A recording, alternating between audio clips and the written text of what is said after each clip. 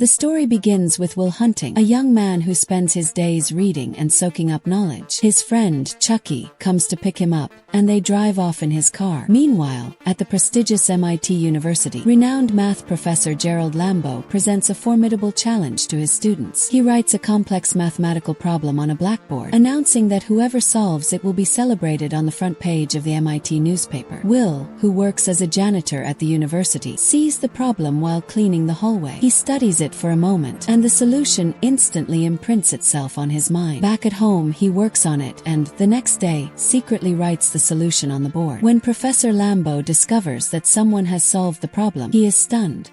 The answer is absolutely perfect. He asks his students who did it, but no one knows. Later, Will and his friends are watching a baseball game when he spots a guy who used to bully him as a kid. Will doesn't react then and there, but he and his friends later ambush the group, and Will viciously beats the guy. The police arrive and arrest him. Back in the classroom, Professor Lambeau's students are buzzing with curiosity about the anonymous genius. To find out who it is, the professor writes an even more difficult problem on the board, one that took him and his colleagues 2 years to solve. Will is released from court and returns to MIT, where he begins solving the new problem. This time, Professor Lambeau catches him in the act. Before the professor can speak to him, Will flees. Lambeau examines the board and is once again astounded. Will solved in moments what took him and his team years to figure out.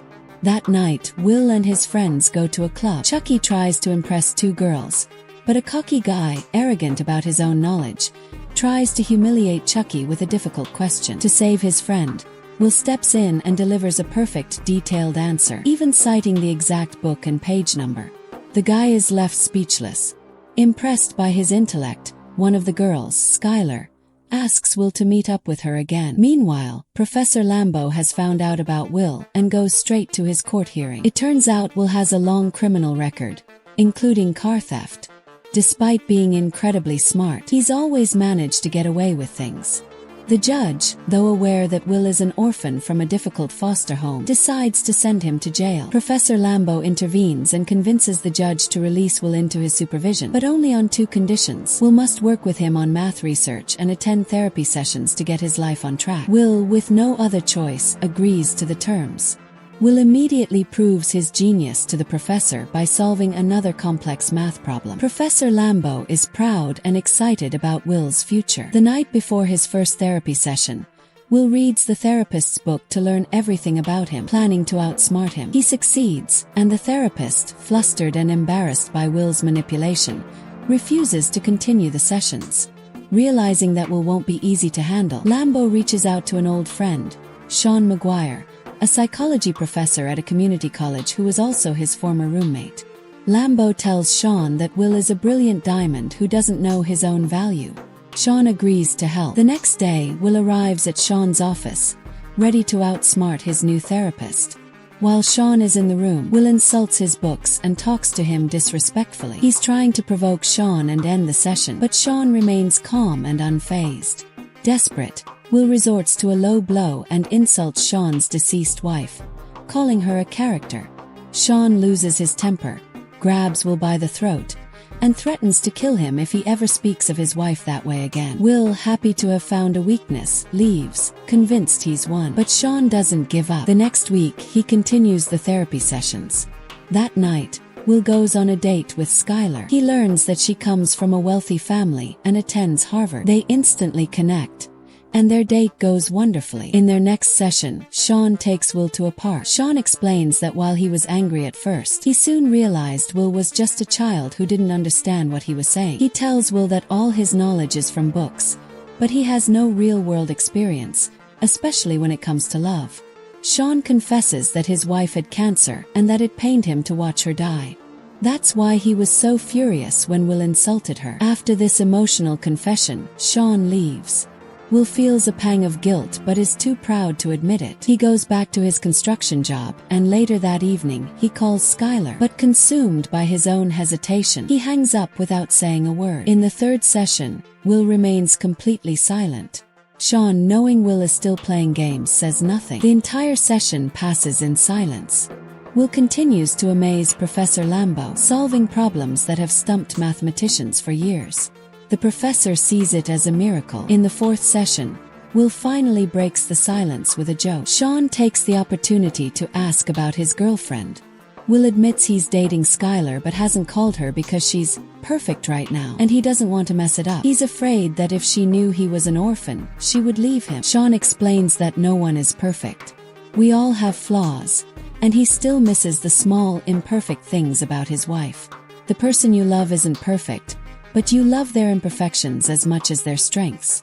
Will isn't perfect, and neither is Skylar, but together they can be perfect for each other. Sean's words begin to break through Will's defenses.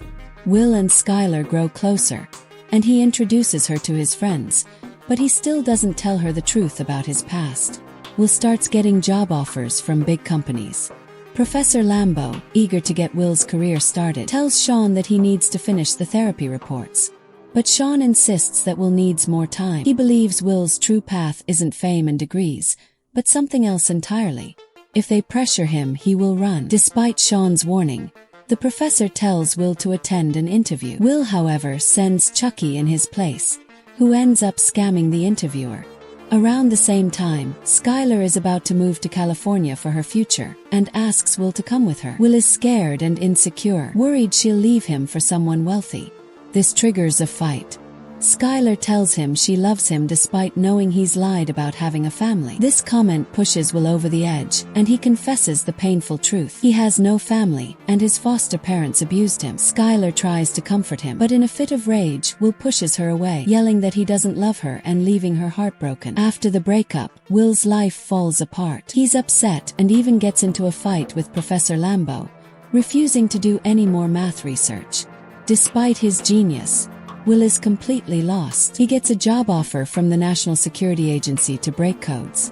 He tells Sean about it in their next session. Sean knows that Will has never truly opened up about his pain, and he knows that Will can't live a normal life until he does. He asks Will what he really wants to do with his life. Will, consumed by his inner turmoil, has no answer. Sean tells him he is a genius wasting his life on a menial job. One day at the construction site, Chucky tells Will that he's a fool for not taking advantage of his talent. He says he would do anything to have Will's opportunities, but he's not smart enough. This makes Will think. Professor Lambeau confronts Sean, angry that Will is rejecting the job offers. He suggests failing Will's therapy sessions and sending him to jail. Sean tries to make him understand that Will's past trauma has made him afraid to trust anyone or let anyone in. He explains that Will is comfortable with his friends because they don't challenge him. Sean believes Will needs a strong relationship before he can build a career. Will, who has been listening at the door, enters the office after the professor leaves. Sean shows him his case file, which contains photos proving the child abuse he suffered. Will, expecting to be told he failed therapy, says, "It's okay," but Sean tells him, "It's not your fault." Will is surprised. Sean repeats, "It's not your fault," over and over, knowing that Will needs to hear it. Will, who has never cried in front of anyone or shared his pain, slowly lets his guard down. Sean moves closer, and Will finally breaks down, hugging him tightly and crying uncontrollably. Sean holds him like a father, giving him the love and support he never had. With a newfound sense of purpose, Will takes a job at a company with Professor Lambeau's recommendation. He tells Sean about it in their final session. Sean, who is about to go on vacation, gives Will his office number. Will thanks him from the bottom of his heart, and Sean wishes him good luck. The next day is Will's birthday, and his friends gift him an old car. Will drives the car to Sean's house and leaves a note, apologizing to the professor and explaining that he has to go see about a girl. Sean understands. Just as he once chose his wife over a baseball game, Will has chosen love over a job. He's finally free, driving away to find his true happiness with Skylar, because a job can be found again, but true love only comes once in a lifetime.